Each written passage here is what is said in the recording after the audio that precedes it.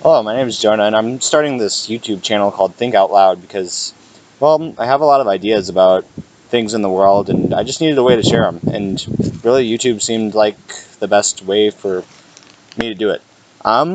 Explain where I am right now. There's a kind of a trail that goes near my campus. I'm a student at Concordia, Nebraska, and there's a cross-country trail that I don't run. I don't run cross-country here, but just found this awesome little spot.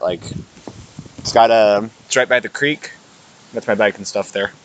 And then where I found to sit is just this sweet little spot where there's an old tree that just makes an awesome place to sit and to think and to do this, I guess. So yeah, so like I said, I have a lot of ideas about how I think things should be. So again, starting the channel called Think Out Loud just to give myself a chance to do that. So I'm going to start with today I'll have ideas on plenty of topics. I've do a lot of thinking about a broad range of topics, but today I'm going to start with an idea that I've had about education. Being an education major, I'm planning on being a DCE and elementary school teacher at this time. I have lots of ideas about education and how it can be better. So, this idea is kind of about a good method of teaching.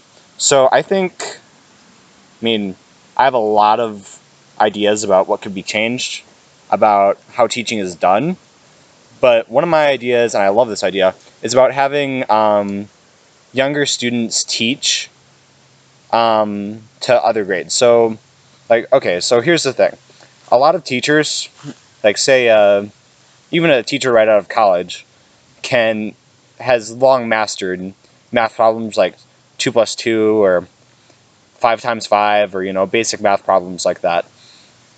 So for them, it almost doesn't make sense that somebody wouldn't get it because it's so simple to them.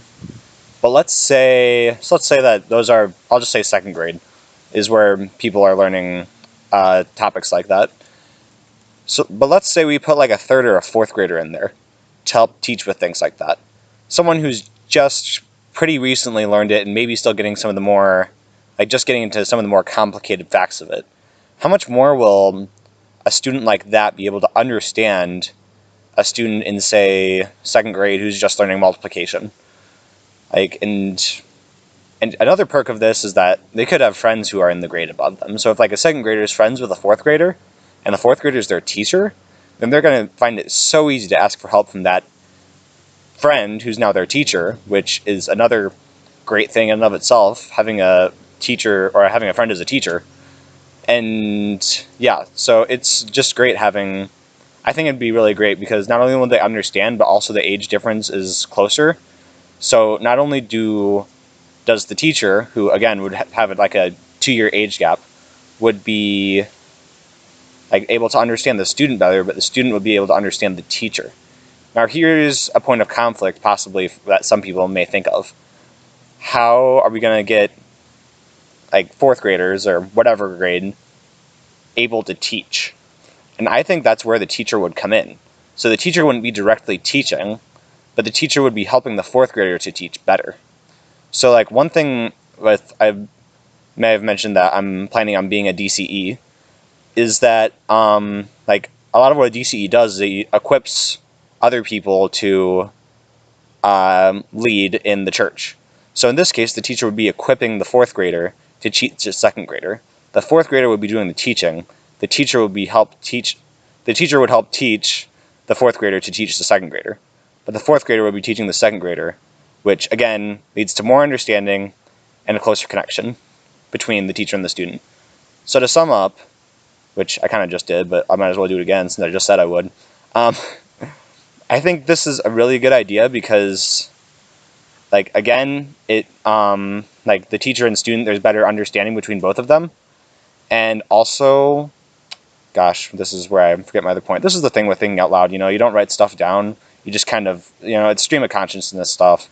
So, and gosh,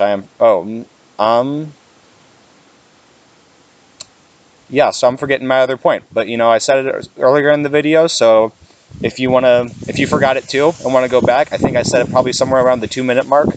So you can go back and check that out. But again, I think just the understanding between teacher and student in the connection of friends there is great. Also, to tack something on, I think that it gets younger people in, like, say the 4th grader who would be teaching here, it get them a really great experience just to, like, to teach and to instruct, which is something they'll use forever. It doesn't matter what job you're going into, you're gonna have to teach someone how to do something eventually. You know, even like any parent's gonna have to teach their kid how to do something. I mean, okay, you say like, oh, well, I'm not planning on having any kids, or I don't have any kids, or something like that. Eventually, you're gonna have to teach something to someone. Like, I mean, put in the comments if you can think of something, some situation you can be in where you won't have to teach anything. But more than likely, you're going to have to teach. So that's just one more way I think it can be effective. So experience in teaching, more connection between the student and the teacher, I think are, like, again, 2 great reasons why this can be really effective. Again, my name is Jonah Lang. This is Think Out Loud. I hope you like this. I honestly would, more than a like, I would appreciate your thoughts in the comments so that I can see what you think about this, because this is my idea, but I would love to hear yours more than anything. So yeah, please comment if you have any ideas about this, and I hope to keep you updated on my ideas and hope to hear yours. So I'll see you next time.